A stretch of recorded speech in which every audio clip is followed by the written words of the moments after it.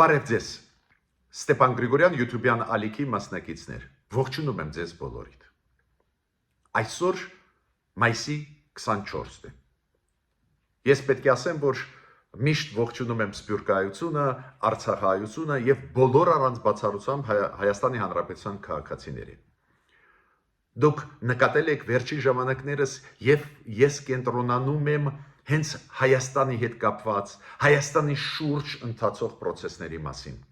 քանի որ շատ են, հետաքրքիր են եւ վտանգները կան եւ վտանգները բարձրանում են, ավելանում են։ Միայն հիշեք Լավրովի այցելությունը այս վերջի 2 օրվա, որոնք բերեցին շատ ու շատ մտահոգություններ, բայց միաժամանակ զարգացումներ դրական էլ կան։ Այս դրական զարգացումների մասին ես այսօր կկենտրոնանամ, դա անչափ կարևոր է հասկանալու համար, որ ունենք բարեկամ ժողովուրդներ, բարեկամ պետություններ։ Ուղղակի պետք է սովորենք այդ ամեն ինչը օգտագործել, ամեն ինչի հետ կառուցողական աշխատել։ Ուրեմն այսօր նորից ես կխոսեմ Հայաստանի մասին, Հայաստանի անվտանգության մասին, նորությունների շատ դրական, շատ կարևոր մեզ համար զուգահեռներ կանցկացնեմ, կխոսեմ Իրանը-ամերիկյան բանակցությունների մասին, Ռուսաստանի քաղաքականության մասին, ամեն ինչը առնչվող է մեզ հետ։ Այդ դրա հետ կապված մենք այսօր զրույց կունենանք, բայց շատ ու շատ ավելի դրական կոնտեքստով, քանի որ աճում են եւ վտանգները, բայց գիտեք զարմանալի է, բայց բացվում են նաեւ հնարավորություններ։ Ու այս ակտիվ process-ում իսկական մեր բարեկամները գալիս են մեր կողքը կանգնում են, այդ փաստերը ես այսօր կբերեմ։ Ուրեմն սկսում ենք մեր աշխատանքը, ես խնդրում եմ բաժանորդագրվել, կիսվել, լայքել, քանի որ մեր YouTube-յան ալիքը զարգանում է հենց ձեր ակտիվության շնորհիվ։ Բաժանորդագրվեք, լայքեք, կիսվեք։ Նաև Նիկոլ Փաշինյանը արեց գրառում։ Այդ գրառման մեջ գրված էր, որ եվրոպական քաղաքական համայնքի գագաթնաժողովը 8-րդը կանցնի Երևանում, Հայաստան։ Ու Նիկոլ Փաշինյանը ասեց մյուս տարի 2026 թվին կանցնի Հայաստանում։ Ու Նիկոլ Փաշինյանը գրեց, որ մեծ պատիվ է ինձ համար այս ֆորմատի եվրոպական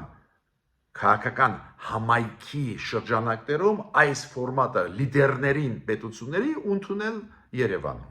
Ու ինքը ասեց, որ ինքը շնորհակալ է բոլոր ղեկավարներին, պետությունների այդ համայնքի, ովքեր համաձայնվեցին։ Բոլորը համաձայնվեցին, դրա համար էլ անցնում է Հայաստանում։ Ուրեմն 2026 թվին Գառնանը Հայաստանում կանցնի այդ խոշոր միջազգային ֆորմատը դեմոկրատական երկրների։ Դուք գիտեք նախաձեռնողը Ֆրանսիան էր։ Եթե չեմ սխալվում, սկսվեց այդ նախաձեռնությունը աշխատել 2021 թվից։ 2022 թվի հիշում եք Պրահայում հանդիպումը Փաշինյան, Ալիև, Էմանուել Մակրոն, հիշում եք, դա հերթական գագաթնաժողովի շրջանակներում էր եվրոպական քաղաքական համայնքի մեծ միջոցառում, որը անչափ կբարձրացնի անչափ ուժեղ Հայաստանի հեղինակությունը աշխարհում, շատ փոքրացնի հավանականությունը մեր դեմ պատերազմ սկսելու կամ ագրեսիա կատարելու։ Ուրեմն շնորհակալություն Եվրոմիության պետությունների, դեմոկրատական աշխարհին։ Բայց միաժամանակ Նիկոլ Փաշինյանը երկրորդ գրառում արեց։ Ինքը ասեց, որ Հայաստանը եւ Ադրբեջանը աջակցեցին իրար ու համաձայնություն տվեցին այդ փոխադարձ անցկացմանը Երևանում 2026 թվին այդ գագաթնաժողովի ու նույնատիպ գագաթնաժողովի 2028 թվին Բաքվում։ Ինքը ասեց, ես ողջունում եմ, որ այս գագաթնաժողովը այս ֆորմատով կանցնի Բաքվում 2028 թվին։ Հայաստանը ու Ադրբեջանը կողմ էին, որ Երևանում, Բաքվում այս գագաթնաժողովները անցնեն։ Ու դուք կարող եք ասել, ինչ կապ ունի դրա հետ Ադրբեջանը։ Ստեղ ես ինչ ունեմ ասելու։ Այո, Հայաստանում ժողովրդավարություն է, մենք ժողովրդավարական երկիր ենք, այո, բարդ են գնում զարգացումները, այո, բարեփոխումները ծանր են գնում, բայց ակնհայտ է, մենք ազատ երկիր ենք։ Մենք հենց եվրոպական քաղաքական համայնքի անդամ ենք։ Բայց ակնհայտ է, որ Եվրամիությունը չի ուզում բաց թողնել Ադրբեջանին։ Ինչքան Ադրբեջանը մոտ լինի Ռուսաստանին, ինչքան հեռանա Եվրոպայից, այդքան ագրեսիվ ու վտանգավոր կլինի Հայաստանին։ Իրանք դա հասկանում են։ Իրանք ուզում են ներգրավել նաև այդ երկխոսության մեջ Ադրբեջանը։ Այո, COP29-ի ժամանակ հիշում եք, որ անցավ Բաքվում, աշխարհը հույսով էր, որ Ադրբեջանը կլավացնի հարաբերությունները Հայաստանի հետ, Ադրբեջանը դրան չգնաց, բայց այդ գիծը շարունակում է Եվրոպան։ Դրա մեջ տրամաբանություն կա։ Ինչքան հեռու է Եվրոպայից Ադրբեջանը, այդքան վտանգավոր է եւ Եվրոպայի համար, եւ Հայաստանի համար։ Բայց ուրիշ բան է, մենք ձեզ հետ գիտենք, որ Ալիևին բերել կառուցողական դաշտ ինչքան դժվար է։ Դա է պատճառը, որ ես ասում եմ, որ այս մոտեցումը կառուցողական Եվրոպայի իմ կարծիքով շատ դժվար թե ընկալելի լինի Ալիևի համար։ Բայց մյուս կողմից Եվրոպան այնուամենայնիվ ուղարկում է կարևոր մեսիջներ Ալիևին։ Միացյալ Նահանգները, իդեմս Մարկո Ռուբիոյի, երեք մենք մանրամասն քննարկեցինք, նաև ուղարկեցին Ալիևին մեսիջ։ Ավելի լավ չի ստորագրես խաղաղության պայմանագիր Հայաստանի հետ ու մեզ հետ էլ կունենաս կառուցողական համագործակցություն։ Ակնհայտ է մեսիջը, նայենք ոնց է արձագանքելու Ալիևը։ Հույսով եմ, որ գոնե այս անգամ ի վերջո եթե 2028 թվին Բաքվում անցկացնի այս ձևի ֆորում, գիտեք ինչ բաներ կստանա Ադրբեջանը։ Նու նաև պարզ է, որ Հայաստանը, քանի որ ժողովրդավարական է, մեզ մոտ պլանավորվող, անցկացվող այս գագաթնաժողովը կլինի 2026 թվին շատ ու շատ ավելի շուտ։ Իմիջիայլոց Արարատ Միրզոյանը նաև գրառում արեց ու ասեց, որ այս ֆորմատի հետ համագործակցությունը Հայաստանի համար շատ կարևոր է ու ինքը ասում է Արարատ Միրզոյանը, որ դա նախաձեռնեց Հայաստանը։ Մյուս շատ կարևոր, շատ դրական լուրը Հայաստանի համար դա պաշտոնական այցելությունն է, որով գալիս է Հայաստան Նոել Բարոն։ Նոել Բարո Ֆրանսիայի արտգործնախարարը։ Հիշում եք, մինչև Լավրովի գալը ինքը ունեցել է հեռախոսազրույց Արարատ Միրզոյանի հետ, այդ հեռախոսազրույցի շրջանակներում համոզված եմ նաև այս այցելության հարցը ֆիքսվեց, լուծվեց, բացի դրանից իրոք ակնհայտ էր, որ Լավրովը կգա կսպառնա մեզ ու Լավրովը սպառնաց մեզ, սպառնում էր, որ մենք չառնենք զենք Ֆրանսիայից, դա ակնհայտ սպառնալիք էր, ակնհայտ է, որ Ֆրանսիայի արտգործնախարարի հեռախոսազանգը Արարատ Միրզոյանի հետ հենց դրա հետ էլ կապված, որ Ֆրանսիան ասեց, մեր ձեզ հետ ենք, միք վախենա, ճնշմանը դիմացեք Ռուսաստանի։ Նոել Բարոն պաշտոնական այցով մայիսի 26-ից 27-ը կլինի ու Արարատ Միրզոյանի հետ իրանք համատեղ պրեսկոնֆերանս կանցկացնեն։ Համոզված են, որ Բարոն կուղարկի մեսիջներ ու կտա պատասխաններ Լավրովի սադրանքներին, որոնք ինքը արեց Հայաստանում։ Ես նաև շատ կարևոր դրական ասեմ, Հայաստանի կառավարությունը որոշում ընդունեց Բահրեյնի, Սաուդյան Արաբիայի եւ Օմանի քաղաքացիների համար վիզային ռեժիմը հանել։ Դες իրանք կարող են Հայաստան մտնել ազատ։ Այս ձևի ազատ վիզային ռեժիմ աշխատում է մի շարք այլ արաբական աշխարհի երկրների համար, օրինակ Էմիրատների համար, Քուվեյթի համար, շատ ճիշտ քայլ է, բացատրեմ ինչու։ Իրոք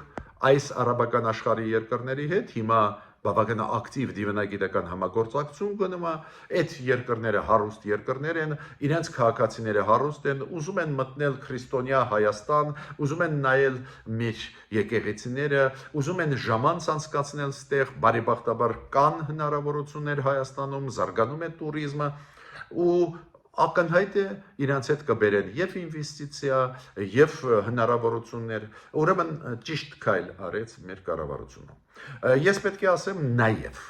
որ մեր արտգործնախարարությունը պատասխանելով հարցումներից մեկին մեր ԶԼՄ-ների ասեց, որ դելիմիտացիա դեմարկացիոն process-ը Ադրբեջանի հետ գնում է այն մակարդակով, որ մենք փոխանակում ենք կարծիքները։ Մենք գիտենք դրա մասին, որ մենք գրում ենք նամակ Ադրբեջանին, իրանք պատասխանում են, բայց դեր շարունակություն չունի դելիմիտացիա դեմարկացիայի process-ը։ Շատ հետաքրքիր ինֆորմացիա մենք ստացանք նաև Թուրքիայից։ Թուրքիայի նախագահ Էրդողանը պարբերաբար անցկացնում է նիստ Թուրքիայի անվտանգության խորհրդի, որը շատ կարևոր մարմին է Թուրքիայում, ամբողջ ուժայինները այնտեղ նաև հավաքվում են ու Էրդողանը այնտեղ ելույթ ունեցավ ու հետո անվտանգության խորհուրդը հայտարարությունով հանդես եկավ, որ իրանք Թուրքիան ակնկալում է, որ հարմար պայմաններ կստեղծվեն Բաքվի եւ Երևանի միջև ստորագրելու համար խաղաղության պայմանագիրը։ Գիտեք, սովորաբար Թուրքիայից գալիս են մեսիջներ ավելի պրոադրբեջանական, ես չեմ ասում, որ կար ժամանակ, որ կոշտ պրոադրբեջանական սպառնալիքներով լի Հայաստանի դեմ, բայց հիմա հռետորաբանությունը փոխվեց, դա վատ չի, ու այս անգամ այս ծերի մեղմ ցանկություն որ ստորագրենք խաղաղության պայմանագիրը։ Դա չեմ համարում բացասական, դա դրական է, բայց դա կապված է հենց դրա հետ, որ Եվրոմիությունը եւ Միացյալ Նահանգները խրախուսում են Թուրքիային էլ, որ բացեք սահմանը, համագործակցեք, ինչ նպատակներով եք այս ձևի պահում փակ սահմանը Հայաստանի հետ։ Ուրեմն մեր բարեկամները, Եվրոմիությունը, Միացյալ Նահանգները, Կանադան, այլ երկրները աշխատում են,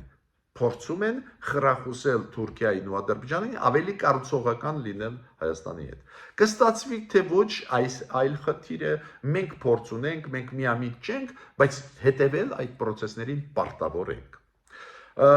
Մի լուրեր հիշում եք շատ մտահոգիչ։ Պարզվեց, որ Վրաստան մտած մեկ դիվանագետի Եվրոմիության, որը աշխատում էր Թիֆլիսի Եվրոպատվիրակության մեջ, Եվրոմիության դեսպանատանը աշխատող, դա կոչվում է Եվրոպատվիրակության պատվիրակություն Թիֆլիսում, թույլ չտվեցին մտնել հետ ներս Թիֆլիս ու շարունակի իր աշխատանքը Եվրոմիության պատվիրակությունում։ Անկեղծ ես ասեմ, շատ մտահոգիչ ինֆորմացիա էր, զարմացած էի ես, այո, հիմա իդեալական չեն հարաբերությունները Եվրոմիություն Վրաստան, մենք բոլորս գիտենք, բայց երբ որ դիվանագիտական մակարդակով դիվանագետների նկատմամբ ինչ որ սանկցիաներ կիրառվում են, դա շատ վատ փուլ է, բայց բարեբախտաբար Վրաստանի կառավարությունը ուղղակի մեկ օրում շտկեց այդ սխալը։ Վրաստանի կառավարությունը հանդես եկավ ելույթով հայտարարությամբ, որ ներողություն է խնդրում Եվրոմիությունից ու այդ կոնկրետ դիվանագետից, որ չեն թողե, դա տեխնիկական վրիպում էր։ Իրոք լինում է այդպես, որ նույն ազգանունով ինչ որ մարդիկ Վրաստանի կողմից ճանաչված են non grata ու միգուցե չջոկեցին, բայց ցանկացած դեպքում ողջունում են Վրաստանի կառավարությունը, որ այդ խնդիրը նույն պահին լուծեցին։ Մեր Հայաստանի շահերից է նաև բխում, որ Եվրոմիություն Վրաստան հարաբերությունները բնականon զարգանան։ Ինչքան էլ խնդրեմ չլինել, այնուամենայնիվ ունենան լավ հարաբերություններ, ինչքան էլ չի կասեցվե հիմա ժամանակավորապես տեխնացուի կարգավիճակը Վրաստանի ցանկացած դեպքում մեր շահերից ելնում է, որ Վրաստանը աշխատի Եվրոմիության հետ։ Ու ողջունում եմ Վրաստանի կառավարությունը, որ ուժ գտավ իր մեջ այդ սխալը տեխնիկական արագ շտկի, որ չվերածվի դիվանագիտական ինչ-որ խնդիրների Եվրոմիություն Վրաստան։ Ֆինլանդիան։ Այս ձեզ միշտ սիրելի, հարգելի Ստեփան Գրիգորյան YouTube-յան անդամներին, ակտիվ մասնակիցներին, բոլոր անդամներին այդ մեր YouTube-յան ալիքի, շատ շնորհակալ եմ միշտ գիտեք ինչի համար ու դուք ակտիվ եք, գրում եք կոմենտներ, պատասխաններ, չաթում շատ ակտիվ եք, երբ որ պրեմիերա գնում է իմ ելույթներին, ձեզ միշտ շատ շնորհակալ եմ, որ դուք ակտիվ եք, նաև կոմենտներ են գրում ու շատ գրագետ մենք ունենք YouTube-յան ալիք, ինտելեկտուալ մարդկանց, ես ձեզ շատ-շատ շնորհակալ եմ։ Ու հիշում եք, ես այդ գիծը միշտ տանում եմ բերելու այն օրինակները տարբեր պետությունների, ովքեր պաշտպանում են իրենց։ Ու անպայման չի պաշտպանվել մենակ զենքով։ Անպայման չի, պարզվում է, որ այն հիբրիդային պատերազմը, որը վարում է օրինակ Ռուսաստանը Եվրոպայի դեմ, պաշտպանվում էր նաև օրենսդրական ակտերով։ Օրինակ Ֆինլանդիայի պաշտպանության նախարարությունը նախաձեռնեց օրենսդրական ակտ, ու Ֆինլանդիայի պարլամենտը աջակցեց, որ Ռուսաստանը եւ Բելարուսի քաղաքացիները չկարողանան գնել անշարժ գույք Ֆինլանդիայում։ Դա պարզվում է դառնում է վտանգ այդ երկրի համար, այդ գույքի միջոցով ինչ որ սադրանքներ են արվում այդ երկրների ներսում։ Դուք հիշում եք Շվեդիան եւ Գերմանիան ինչ որ ժամանակ առաջ ընդհանրապես արգելեցին ռուսական հեռուստաալիքները, որ հեռարձակվեն իրենց մոտ։ Դժբախտաբար մենք մինչև հիմա դա չենք արել ու այդ ստերը տարածվում են մեր հասարակությունը գտնվում է ապակողորոշման մեջ։ Ուրեմն տեսակ Ֆինլանդիային, քանի որ վտանգը լուրջ է, հիմա արգելեցին, որ Ռուսաստանի, Բելարուսի քաղաքացիները նոր գնումներ անեն իրենց սեփականության Ֆինլանդիայի երկրում։ Շատ կարևոր է մեզ համար նաև Իրան Միացյալ Նահանգներ բանակցությունները։ Դա կենսական նշանակություն ունի ոչ միայն Իրանի համար, այլ նաև Հայաստանի համար։ Կասկած չկա, որ եթե լինեն ուժային քայլեր Իսրայելի Միացյալ Նահանգների կողմից Իրանի տարածքի դեմ, պարզ է մեր տարածաշրջանում լարվածությունը կմեծանա։ Ուստեղ ես պետք է ասեմ, որ 5-րդ փուլը բանակցությունների Իրան Միացյալ Նահանգներ անցավ 3 Հռոմում,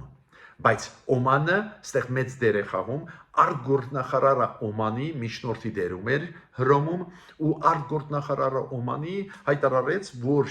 մենք մի քանի նոր գաղափարներ մտցրեցինք բանակցային process-ի մեջ ու դրանք կարող են հաջողության բերել ու ինքը բավական դրական գնահատեց այս վերջի բանակցային process-ը 5-րդ փուլը, որը անցավ Հռոմում 23 մայիսի։ Որոշակի առաջընթաց կա, ասեց Օմանի արտգործնախարարը։ Առաքչին արտգործնախարարը Իրանի ասեց, որ իրոք ավելի կառուցողական էին բանակցությունները, ավելի ասեց պրոֆեսիոնալ։ Բայց ինքը ասում է, մենք չենք ուզում Ամերիկային խաբել։ Ամերիկան ավելի լավ այս փուլի ժամանակ, 5-րդ փուլի բանակցությունների ժամանակ, ավելի լավ հասկացավ Իրանի դիրքորոշումը։ Իրանը չի ստեղծի միջուկային զենք, չի անի այդ ուղղությամբ աշխատանքներ, բայց Իրանը չի հրաժարվի հարստացված ուրանից։ Լավ է, որ չավարտվեցին ձախողմամբ, չձախողվեցին այդ բանակցային process-ը չձախողվեց, դա լավ է մեզ համար նաև։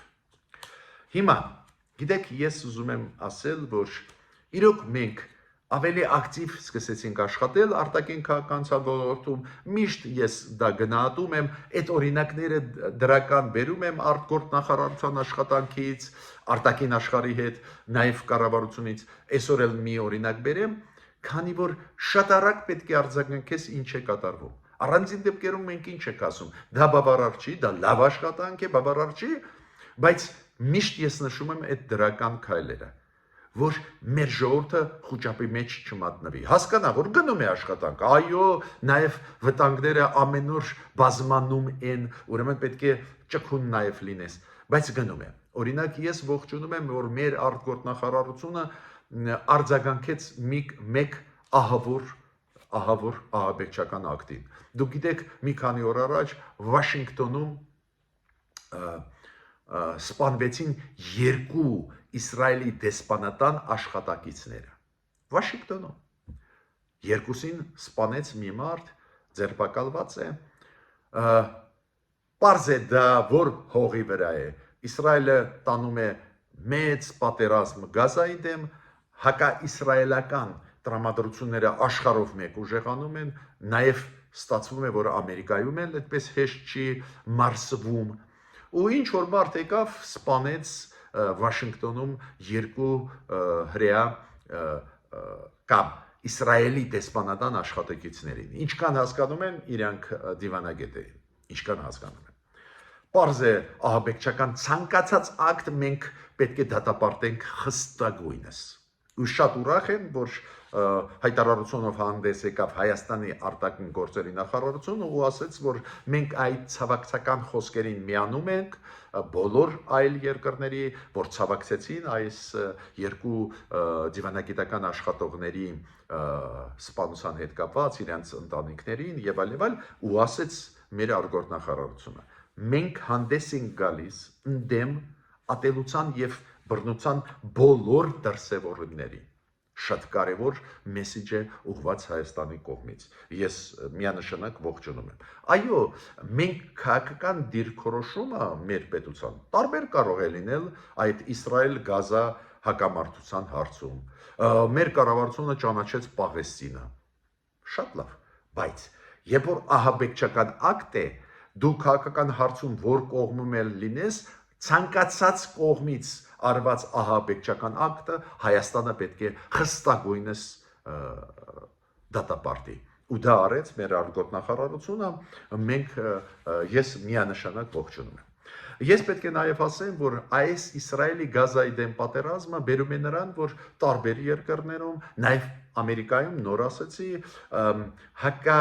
իսրայելական տրամադրությունները ուժեղանում են։ Ու Դոնալդ Տրամպը ստիպված էր մի քանի որոշումներ ընդունել ճանաչված Ամերիկայի համալսարանների դեմ, Կոլումբիայի համալսարանի դեմ, Հարվարդի ինքը կրճատում է ֆինանսավորումը այդ համալսարանների ու կտրականապես դեմ է, որ այդ համալսարանները օտար երկրյա ուսանողներին վերցնեն։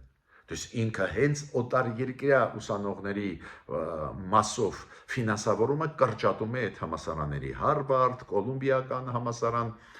դա պարզ է մեծ աղմուկ բարձրացրեց գիտական ոլորտում, ուսանողական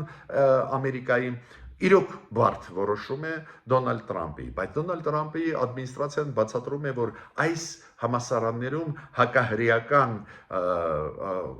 տրամադրությունները ուժեղանում են պրոարաբական, պաղեստինյան ուժեղանում են ու հակահրեական բնույթեր կրում, ինչը անվտանգությունը չի ապահովում հրեա ուսանողների, հրեա դասախոսների։ Այդ դժբախտաբար այդ խնդիրները հիմա կան համալսարաններում պարզվում է Ամերիկայի ու որոշումներ Տրամպը ընդունում է ֆինանսավորումը կրճատել կամ դադարեցնել, ինչը իրոք գիտնական ոլորտում Ամերիկայի մեծ դժգոհություն է առաջացնում, իմիջիալոց որոշումներից մեկը բեկանեց դատարանը ֆեդերալ Ամերիկայի, բայց այդ ես ձեզ ներկայացնում եմ ինչու, որ դուք հասկանաք, որ բարդ է վիճակը այս Իսրայելի Գազայի դեմ պատերազմը բերում է հետևանքների տարբեր երկրներում, նաև այդ Միացյալ Նահանգների ներսում։ Հիմա Թուրքիայի նախագահան ես նոր ասեցի բավական ակտիվ է եւ Հարավային Կովկասի հետ կապված հայտարարությունները անում է Ինքը ընդունեց Անկարայում Իսպանիայի վարչապետին ու այդ ելույթի ժամանակ բացի Իսպանիա-Թուրքիայի հարաբերություններին ինքը անդրադարձավ ռուս-ուկրաինական այս պատերազմին։ Ինքը ասաց, որ Թուրքիան կշարունակի ջանքեր գործադրել, որ այդ պատերազմը ավարտվի։ Թուրքիան խրախուսեց ու աջակցեց, որ փոխանակում լինի գերիների եւ քաղաքացիական մարդկանց միջև Ուկրաինա Ռուսաստան դուք գիտեք այդ բանակցությունները գնում էին մայիսի 16-ին ու Ռուսաստանը Ստամբուլում ու Ռուսաստանը ուկրաինացիների հետ պայմանավորվեցին 1000-ի դիմաց փոխանակել Դրա մեջ այդ հազարների մեջ 1000-ը մի կողմից 1000-ը մյուս կողմից մտնում են եւ քաղաքացիական մարդիկ եւ զինվորներ գերի վերցրված Տրամպը ողջունեց այդ ակցիան, նու պարզ է մենք բոլորս պետք է ողջունենք, նշանակություն չունի, որ ես համարում եմ, որ Ռուսաստանը ագրեսիա է անում Ուկրաինայի դեմ, միգուցե այլ մարդիկ այլ կարծիք ունեն, բայց այդ ագրեսիան շատ վատ բան է, Բայց ես էլ ողջունում եմ, որ մարդկանց այդ գերի ընկած փոխանակում է ու կոչ եմ անում Ադրբեջանին ազատել բոլոր հայ գերիներին, ովքեր գտնվում են բանտերում Բաքվի։ Ես ստեղ նաև ուզում եմ մեկ բանի վրա դեռ ուշադրությունը դարձնել, անչափ կարևոր բան է դա։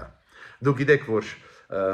Ռուսաստանը մեծ քանակությամբ զենք է ծախում աշխարհին, էքսպորտ է անում ռուսական զենքը։ Ու Պուտինը այդ հարցի կապակցությամբ 3 ելույթ է ունեցել։ Ու ասել է մենք մեր Ռուսաստանի զենքի վաճառքը, էքսպորտը ավելանում է, մենք առաջի 5-ի մեջ ենք մտնում այն երկրների, որոնք զենքը աշխարհով մեկ ծախում են, դու գիտեք նաև Ամերիկան այդ առաջի 5-յակի մեջ է, նաև Հնդկաստանը, նաև Իսրայելը, բայց Ռուսաստանը կա ու ինքը հպարտ ասում էր, որ մենք զենքը ծախում ենք ու ավելանում է էքսպորտը զենքի։ Ու հիմա ես ձեզ ուզում եմ հիշեցնել, ինչ ասեց 3 օր առաջ Լավրովը Սերգեյ Հայաստանում։ Ինքը ասեց, որ մենք զենքը չենք տալիս Հայաստանին, քանի որ մեզ պետք է զենք Ուկրաինայում։ Ուրեմն ինքը մեզ խաբեց։ Այդ զենքը, որը Ռուսաստանը պարտավոր էր մեզ ծախել, այդ պայմանագրերը կանգնված են 5-6 տարի առաջ։ Մենք մուծել ենք 5-6 տարի առաջ այդ զենքի համար $400 միլիոն։ Ուրեմն դա քաղաքական որոշում է մեր զենքը մեզ չտալ Ռուսաստանի կողմից։ Խաբել է Լավրովը Հայաստանում մեր ժողովրդին։ Բայց Լավրովը ինչ ասեց, որ մենք զենք ձեզ չենք տալիս, որի համար դուք մուծել եք փող, որի համար կա պայմանագիր, քանի որ մենք կռվում ենք Ուկրաինային։ Հիմա Պուտինը երեք ասեց, որ մենք ավելացրել ենք էքսպորտը, ծախումը զենքի զնամթերքի աշխարհով մեկ, ավելացրել ենք ու պետք է ավելացնենք։ Ուրեմն մեզ չեն տալիս զենք քաղաքական պատճառներով։ Ռուսաստանը Ադրբեջանի հետ միասին ուզում է զինաթափել հիմա Հայաստանը։ Դեմ է, որ մեզ ծախի այլ երկրները զենք, բայց ինքը Ռուսաստանը չի ծախում ոչ թե այլ պատճառով, որ Ուկրաինայում պակաս ունի զենքի, այլ այն պատճառով, որ Ռուսաստանը Ադրբեջանի հետ դեմ է, որ մենք պաշտպանենք մեր քաղաքացիներին հնարավոր ռազմական գործողություններից։ Այդ շատ օգտակար է բոլորիս համար։ Ես ավարտեցի այսօրվա իմ ելույթը, խնդրում եմ բաժանորդակվել, կիսվել, լայքել, մենք կարևոր գործ ենք անում, շարունակենք այս աշխատանքը։